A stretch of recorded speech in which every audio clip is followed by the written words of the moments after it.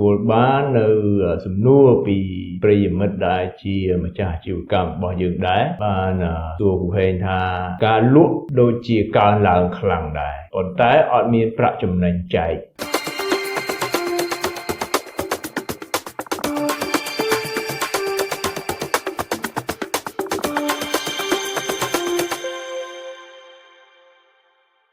បាទសូមជម្រាបសួរលោកស្រីអ្នកនាងកញ្ញាជាម្ចាស់អាជីវកម្មជាទីមេត្រីបាទថ្ងៃនេះគ្រូហេងបានឡើងមកថតសូជាថ្មីម្ដងទៀតហើយក៏ទទួលបាននៅសំណួរពី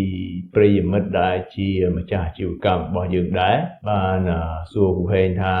ការលក់ដូចជាកើនឡើងខ្លាំងដែរប៉ុន្តែអត់មានប្រាក់ចំណេញចែកអញ្ចឹងបានន័យថាម្ចាស់អាជីវកម្មអត់តែងតែរំពឹងទៅលើការចែកនៅភាគលាភចុងក្រោយបាទអញ្ចឹងអានឹងជាចំណុចសំខាន់ដែលម្ចាស់អាជីវកម្មយើងជាគោលបំណងសំខាន់ដែលម្ចាស់អាជីវកម្មយើងនឹងតែងតែទន្ទឹងរង់ចាំនោះអញ្ចឹងមុននឹងខ្ញុំបកស្រាយនៅ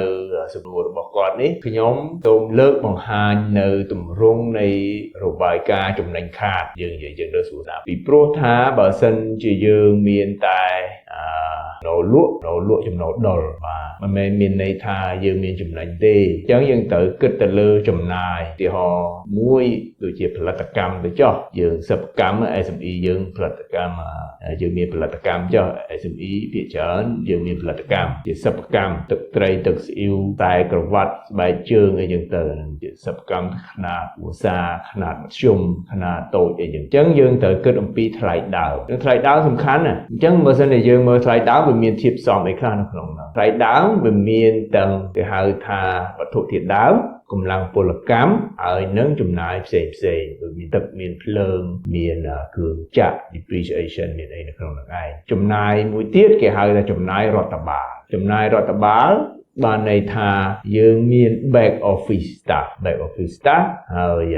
back office staff ហ្នឹងមិនមែនជាអ្នកនៅក្នុង production វាអាចជា salary សម្រាប់អ្នក office ហើយវាអាចជាចំណាយថ្លៃជួលវាអាចជាចំណាយរថការផ្សេងសម្រាប់ប្រតិបត្តិការអាជីវកម្មរបស់យើងវាអាចជាចំណាយដឹកជញ្ជូនចំណាយក្នុងការធ្វើបដិសណ្ឋារកិច្ចបាទចំណាយប្រេងចំណាយទៅលើគ្រឿងបន្លាស់នានា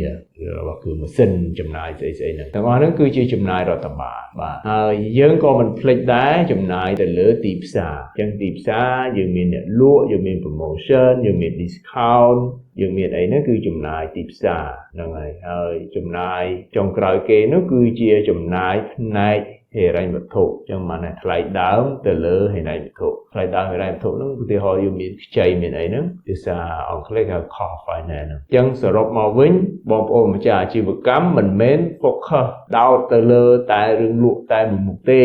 លក់គឺជាចំណូលដុលបន្ទាប់មកយើងដកថ្លៃដើមយើងដកនៅចំណាយរដ្ឋបាលយើងដកនៅចំណាយទីផ្សារនៃការលក់យើងដកទៅលើចំណាយហិរញ្ញវត្ថុនឹងចំណាយផ្សេងយើងបានឃើញនៅកឡោនចុងក្រោយគេគឺប្រាក់ចំណេញឬក៏ខាតកន្លែងហ្នឹងហើយដែលបងប្អូនម្ចាស់អាជីវកម្មយើងតែសួរថាណាបើលក់ដាច់ម្លឹងមិនក៏ខាតអញ្ចឹងយើងផ្ទៀងមើលទៅបើសិនជាចំណាយសរុបទាំងអស់ទៅវាធំជាងចំណូលនៃការលក់របស់យើងហ្នឹងអាហ្នឹងវាខាតហើយបាទអញ្ចឹងបងប្អូនម្ចាស់អាជីវកម្មបើសិនជាយើងកត់បញ្ជីដោយដៃនោះមិនបានកត់ត្រឹមត្រូវនោះអាហ្នឹងវាកាន់តែមិនឃើញលទ្ធផលថា